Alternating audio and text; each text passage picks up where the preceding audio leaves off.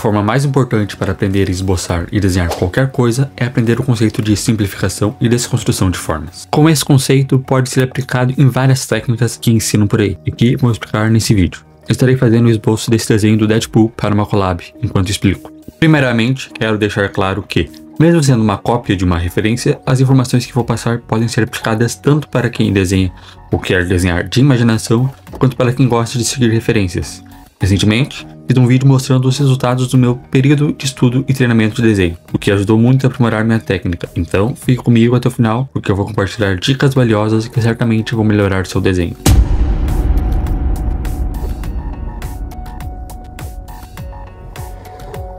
Simplificar formas é a base para qualquer esboço que você fizer.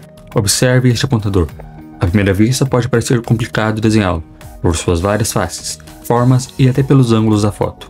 Mas ele pode ser facilmente transformado em formas geométricas básicas. E pronto, agora ele parece muito mais simples, certo? Esse é o princípio, transformar figuras complexas em formas simples. Esta é a forma que todos os artistas profissionais usam. Claro que cada um tem suas formas próprias de fazer isso. Até mesmo aqueles que fazem a mão livre e não fazem nenhum tipo de rascunho, ou fazem essa forma mentalmente, ou já fizeram tantas vezes esse processo que já não precisam mais. Agora vou mostrar formas diferentes de fazer isso, para que você possa aplicar essas técnicas em qualquer desenho.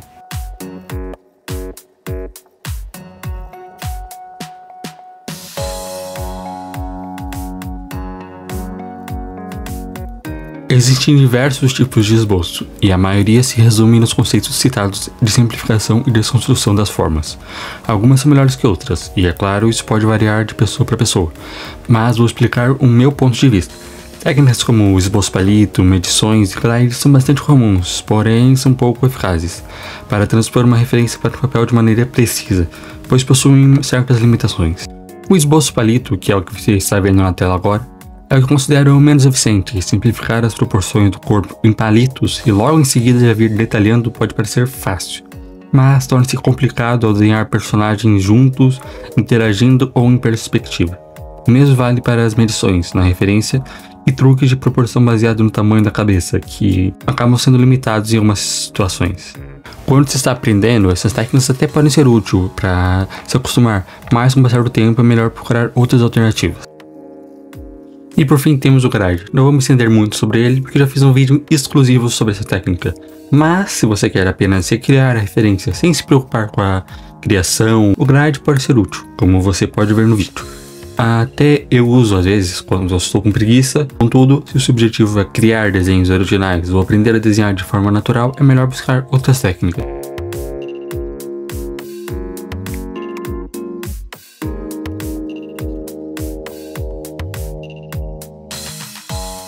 Então, quais técnicas de esboço eu recomendo?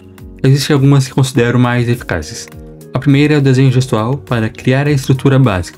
Diferente do esboço palito, o desenho gestual permite mudar as linhas para representar formas, movimentos e até perspectiva do personagem. Outra técnica que eu uso são as formas geométricas, como cubos, esferas, cilindros em 3 dimensões e com perspectiva. São úteis para estruturar seu desenho. Nesse esboço do Deadpool, estou usando uma combinação de técnicas. Usei o gestual para criar a espinha do desenho e as formas geométricas para definir o corpo. Além disso, experimentei algo diferente. Você já deve ter visto artistas usando lápis para medir proporções, certo? Em vez de dividir a folha em 4 partes, como eu costumo fazer, usei essas medições mentais para definir as proporções do desenho, usando proporções que tirei usando o lápis, e medições proporcionais que observei. Essas formas permitem estruturar a base do desenho, proporções, posição e enquadramento antes de detalhar. Tendo essa primeira estrutura base pronta, já dá para ter um vislumbre de como ele ficará finalizado e até achar e corrigir erros.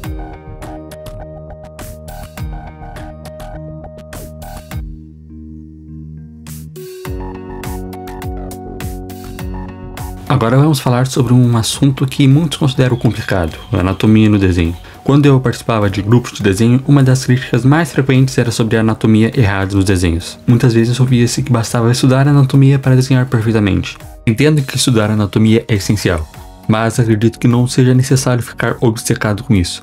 O estudo da anatomia é um processo longo e trabalhoso, que exige tempo e dedicação para ser aperfeiçoado. Vamos abordar esse tema de forma prática e desmistificar algumas ideias. Não é preciso ser um especialista em anatomia para desenhar bem. Em vez disso, é mais importante conseguir construir uma boa estrutura básica e usar bem as linhas e formas para criar desenhos coerentes e harmoniosos. Vamos passar por essas etapas fundamentais para entender como a anatomia pode ser aplicada de maneira simples e eficaz no seu esboço. Quando eu falo de anatomia no desenho, me refiro ao estudo das proporções e a estrutura do corpo humano, ou de qualquer figura que você deseja desenhar. A anatomia ajuda a compreender como as diferentes partes do corpo se conectam e se movem, permitindo criar desenhos mais realistas e proporcionais. Para conseguir ir bem nesse quesito na hora de fazer um desenho, pode se basear em referências do corpo humano em diversas poses para entender uma parte que está com dificuldade. Não tenha medo. Se não conseguir desenhar, por exemplo, os músculos do braço em um desenho, pode se basear em uma outra imagem para conseguir finalizar. Com estudos, com o tempo, você irá aprender melhor.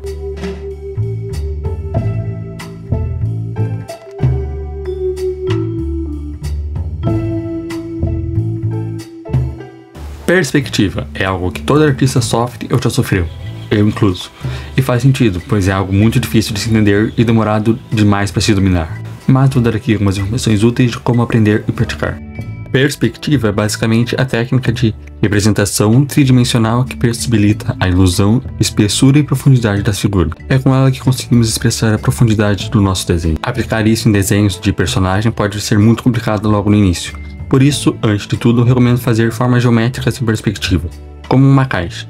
E acredite, não é fácil, mas com isso vai ser muito mais fácil entender os pontos de fuga. Desenhar formas geométricas em diversos ângulos e em perspectiva é o primeiro passo, pois como eu já mencionei, para desenhar um personagem complexo eu preciso desconstruir ele em formas geométricas básicas, então conseguir fazer isso de maneira correta. Então todo o resto vai estar correto também. E olhando esse esboço do Deadpool, pode perceber que as mãos dele estão em perspectiva, mas não é uma perspectiva forçada, que é quando a distorção fica muito acentuada para dar mais dinamismo à cena. Aqui ela ocorre de maneira sutil e natural. Sim, as mãos e braços dele estão em perspectiva, mas ainda não há uma necessidade de deixá-los com proporções forçadas para dar esse efeito.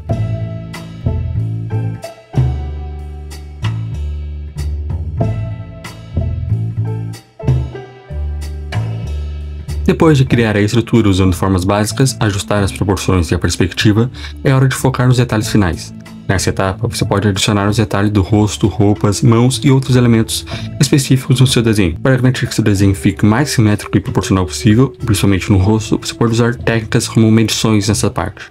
Para garantir que todos os detalhes fiquem no lugar certo em caso de estar desenhando a partir de uma referência, faça sempre observando o desenho completo e não apenas a parte isolada. Coloque os detalhes de maneira consciente, observando a posição desses detalhes em relação a outros que ficam à volta. Eu digo isso pois eu cometi um erro na mão direita dele, ficou posicionada errado. Ela não está errada ou desproporcional, mas assim ficou posicionada um pouco mais para fora do que deveria. Isso pois eu foquei apenas nela e esqueci de posicionar ela no ponto correto no desenho. E é importante lembrar de não forçar o lápis durante essa fase. Movimentos leves e contínuos ajudam a evitar manchas na folha, pois se errar, é possível corrigir para não ficar essas manchas. Se o esboço ficar muito riscado ou manchado, você ainda pode transferir o desenho para outra folha usando uma mesa de luz improvisada ou até mesmo um decalque. Agora algumas dicas bônus, que podem ser muito úteis em qualquer etapa do desenho. Sempre verifique se está tudo certo antes de continuar. Existem alguns truques que facilitam a identificação de erros. Tirar uma foto do seu desenho pode revelar detalhes que você não percebeu enquanto desenhava. Inverter a imagem muda o seu ponto de vista e pode ajudar a identificar problemas de simetria ou proporções que passaram despercebidas. Dar um tempo do desenho pode ser extremamente importante. Ficar muito tempo em cima do desenho pode fazer você perder a noção crítica. Voltar ao desenho depois de algumas horas ou até mesmo no dia seguinte pode ajudar a ver os erros com mais clareza. Coloque a foto do desenho na mesma pasta que referência e alterne entre elas. Isso ajuda a identificar diferenças e corrigir detalhes que podem ter esquecido. E essas foram as dicas. Lembre-se de que o aperfeiçoamento vem com a prática e a paciência. Não se preocupe em ser perfeito desde o início. O importante é continuar desenhando e aprendendo com cada tentativa. No próximo desenho, tente aplicar algum desses passos, depois me fale aqui o resultado nos comentários. E até mais!